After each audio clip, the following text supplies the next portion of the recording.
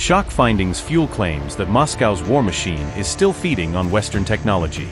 Sanctions wall springs leaks as sensitive equipment reportedly keeps finding new routes east. Shadow trade routes allegedly keep Russia's military factories supplied despite restrictions. Fresh revelations put Europe's industrial giants in an uncomfortable spotlight. A key backdoor reportedly helps keep critical supplies flowing into Russia's defense sector. This as Kyiv shines a spotlight on the trail behind Russia's battlefield hardware. An investigation has exposed how the EU machinery kept feeding Russian missile makers. EU industrial exports continued flowing into Russia despite sanctions. Customs records reviewed by Kyiv Independent and Irpi Media revealed a sanctions bypass network, documented trade routes evading restrictions. Records showed EU-made industrial machinery reached Russian defense-linked plants via Turkey, used as a third-country transit hub. Those plants produced specialized metal alloys used in missiles, fighter jets, and weapon systems, key inputs for military production. Investigators said the case showed Russia's war industry still depended on Western technology, despite broad export sanctions. The shipments were traced to facilities controlled by a family linked to Russian giant Rostec, a state-powered defense group.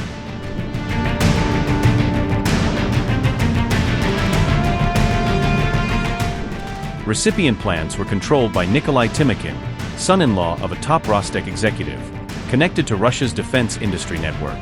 Timokhin's companies supplied metal alloys to more than 40 Russian defense manufacturers, spreading material across the military sector.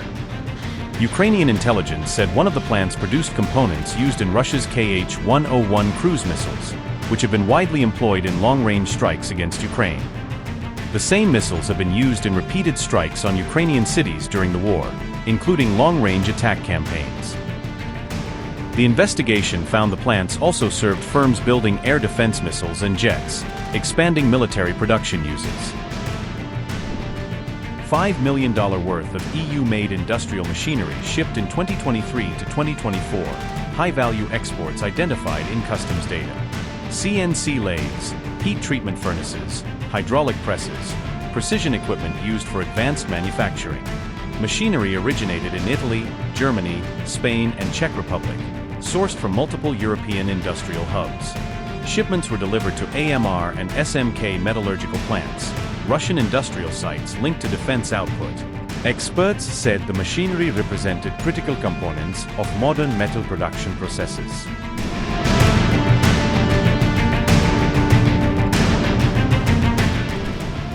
EU sanctions barred Russian companies from buying the restricted equipment directly, report, forcing indirect procurement routes. Investigators said the shipments were instead routed through Turkey-based Red Wing Metal, a middleman entity.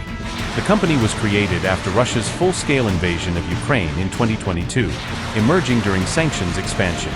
Customs records showed Red Wing delivered the machinery to Russia during 2023 and 2024, completing final delivery chains. 40% owned by Dutch national Alexander Tattersall, minority stake held by a Dutch businessman linked to the network. 59.9% owned by Turkish lawyer Vasil Cengiz Söylemezoglu, majority control held through a Turkey-based legal entity structure. Tattersall previously worked with companies selling AMR products in Western markets, indicating prior involvement in international industrial trade.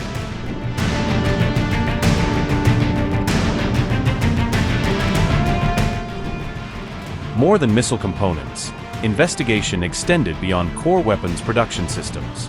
Customs records also showed that EU-manufactured shipbuilding equipment continued reaching Russian recipients despite existing sanctions. The equipment included anchors, winches, ventilation systems, and wastewater technology, naval support infrastructure. Records indicated the goods were installed on Russian Navy vessels under construction, military use confirmed in data. One of the ships identified in the data was the Mikhail Kalashnikov, a Russian naval vessel under construction. Shipbuilding equipment valued at approximately $1.3 million, estimated value of naval supply shipments. Anchors, mooring winches, ventilation fans, core shipbuilding and engineering components. Onboard wastewater treatment systems, marine infrastructure equipment for naval use.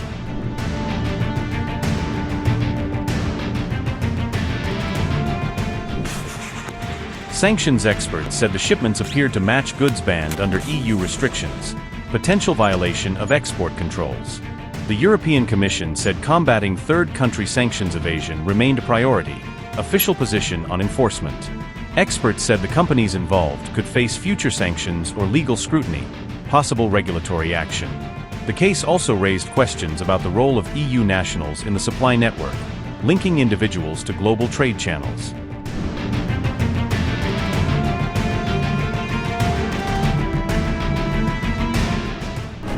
Ukraine has launched the TrophyLab platform to provide international partners access to technologies recovered from captured Russian weapons. Digital Minister Mikhailo Fedorov said the new platform opens Ukrainian defense research and battlefield findings to allies around the world. The initiative is based on years of analysis conducted on Russian military equipment captured during the course of the war. Ukrainian military specialists and research centers studied components, vulnerabilities, and design features of recovered Russian systems. Mikhailo Fedorov said, and I quote, "The Ministry of Defense is launching the TrophyLab platform, a space that provides verified users with access to information on modern Russian weaponry. Ukraine will grant access to Russian technologies to our partners. Companies, research centers, and governments of the free world will be able to study Russian missiles and other types of armaments in detail." Unquote. Users of the platform can access technical documentation, research findings, and detailed analytical materials related to Russian weaponry. The platform also allows approved partners to request physical examination and testing of captured military equipment. Mikhailo Fedorov said, and I quote, "Several formats for working with samples are envisaged, from non-destructive examination to testing involving full disassembly or destruction of the item. This allows engineers to test their own solutions on real enemy equipment and significantly shorten the development cycle of countermeasure technologies." Unquote. Fedorov said the project is designed to strengthen international cooperation in the field of defense technology development. The database includes information and research material on modern Russian weapons recovered directly from the battlefield.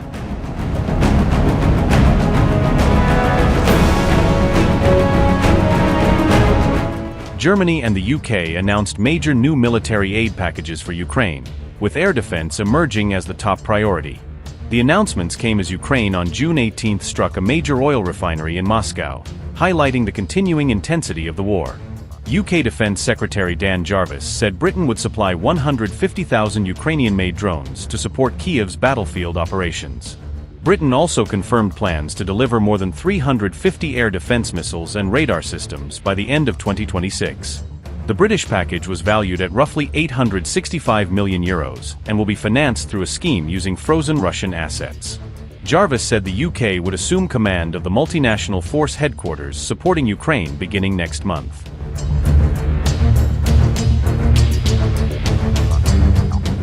Belgium announced plans to transfer 7 F-16 fighter jets to Ukraine under a longer-term military assistance framework.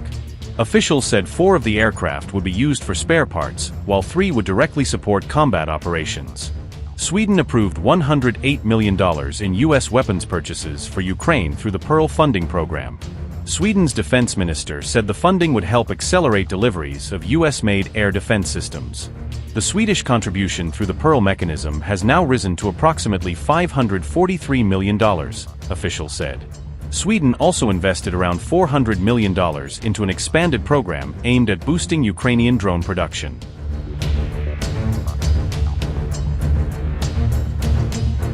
Germany committed $400 million to purchase Patriot air defense missiles intended for Ukrainian forces.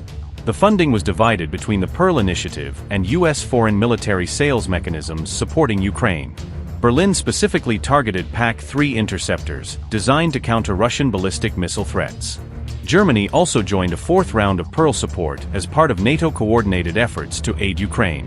Bloomberg reported that Kyiv had requested additional Patriot interceptors directly from existing German stockpiles. The proposal would allow immediate deliveries to Ukraine, with later replenishment through future drone transfers. We were very pleased that President Zelensky joined us for the UDCG meeting today. Once more, he made it very clear how important support is right now while you are having the momentum on your side, Mikhailo.